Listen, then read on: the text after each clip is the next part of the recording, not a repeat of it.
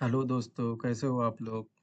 आज का हमारा टॉपिक है एक्सेल। आज हम लोग पढ़ेंगे एक्सेल। क्या पढ़ेंगे? एक्सेल। एक्सेल होता क्या है ना?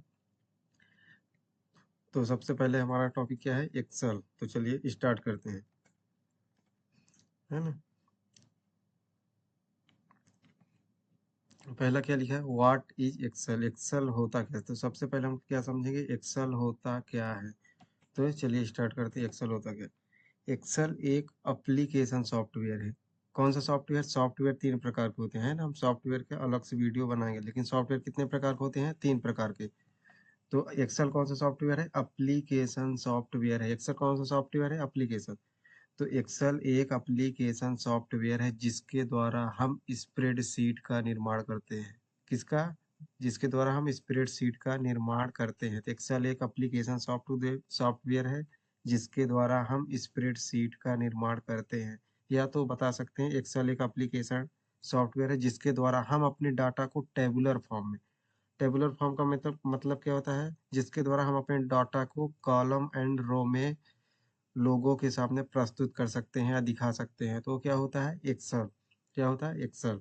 तो एक्सेल समझ में आया? एक्सेल एक एप्लीकेशन सॉफ्टवेयर है जिसके द्वारा हम अपने डाटा को टेबुलर फॉर्म में प्रदर्शित कर सकते हैं या अप, या स्प्रेडशीट का निर्माण कर सकते हैं। उसे एक्सेल कहते हैं। तो एक्सेल अंडरस्टूड, समझ में आ गया ना एक्सेल क्या होता है ना? तो एक्सेल को आगे बढ़ाने के लिए हम इसके फील्ड के बारे में समझते हैं, फील्ड एरिया के बारे में समझते हैं, है ना? तो जब तक हम फील्ड एंड एरिया के बारे में नहीं समझेंगे तो एक्सेल को अच्छे से अंडरस्टूड नहीं कर पाएंगे। तो समझ में आया ना?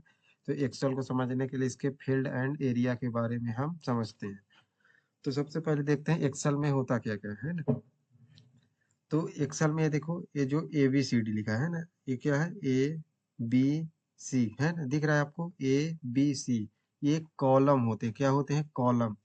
तो अल्फाबेट इज कॉलम। क्या होता है? अल्फाबेट इज कॉलम, है ना? तो इसको जो, ये क्या है? लंबवत है ना? ऊर्ध्वाधर है ना? वर्टिकल है। तो ये क्या होते हैं? कॉलम होते हैं। वर्टिकल मतलब जो लंबवत होती है ना? वर्टिकल मतलब लंबवत होती है। ऊर्ध्वाधर मतलब जो लंबवत होती है, क्या होती है? ये कॉलम होती है। क्या होती है? कॉलम होती है। तो समझ में, अल्फाबेट इज कॉलम, है ना? अल्फाबेट क्या है? कॉलम है। तो एक्सेल में जो अल्फाबेट रहेगा वो कॉलम है ना? और ये जो नंबर है, नंबर क्या है? नंबर इज रो। क्या है? नंबर इज रो। क्या है? नंबर इज रो, है ना? तो जो नंबर रहेगा क्षैतिज रहेगा, है ना? क्या रहेगा? क्षैतिज रहेगा, वो रो रहेगा। जो सोया हुआ है वो रो हुआ है ना? तो जो खड़ा हुआ है वो कौन सा है? कॉलम है। तो इतना समझ में आया? तो जो नंबर है वो क्या है? रो है। जो कॉलम है वो क्या है? जो कॉलम है वो क्या है? जो कॉलम है वो, जो अल्फाबेट है वो क्या है? कॉलम है। समझ में आया? तो जो अल्फाबेट है वो कॉलम है, जो नंबर है वो रो होता है। अब हम समझ लेते हैं कि हमारे एक्सेल में कितने कॉलम होते हैं, है ना? कितने कॉलम? तो कॉलम ए से लेकर एक्स एफ डी तक होता है। कितना होता है? ए से लेकर एक्स एफ डी तक। इसको देखना है तो कैसे देखेंगे, है ना? हमने ए वन में क्लिक किया, है ना? किसमें? ए वन में क्लिक किया और कंट्रोल के साथ एरो की का राइट बटन क्लिक कर दिया। ये देखिए एक्स एफ डी तक पहुंच गए। कहाँ पहुंच गया? X F D. अगर इसको मुझे नंबरिंग में जानना है तो कितने कॉलम होते हैं? 16,384, 16,384। कितने होते हैं? 16,384। ये क्या होते हैं? कॉलम होते हैं, है ना? फिर से वापस में मुझे ए वन में जाना है तो कंट्रोल के साथ लेफ्ट बटन को क्लिक किया, ए वन में चला गया, है ना?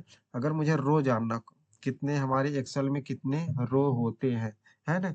तो क्या किया? कंट्रोल के साथ डाउन बटन, कंट्रोल के साथ डाउन बटन मैंने क्लिक किया तो हमारे एक्सेल में कितने कॉलम होते हैं, है ना? 10,48,576 ये दिख रहा है। 10,48,576। 10,48,576। समझ में आ गया? 10,48,576 ये क्या होते हैं? कॉलम होते हैं। ये क्या होते हैं? कॉलम होते हैं। तो समझ में आया एक्सेल इतना, है ना? फिर से जाने के लिए मैं क्या करता हूँ, उसमें क्लिक कर कंट्रोल के साथ अब बटन क्लिक करता हूँ तो ए वन में पहुंच गया। तो ये इतना आपको समझ में आया, है ना? एक्सेल क्या होता है ना? तो समझ में आया इतना, अंडरस्टूड।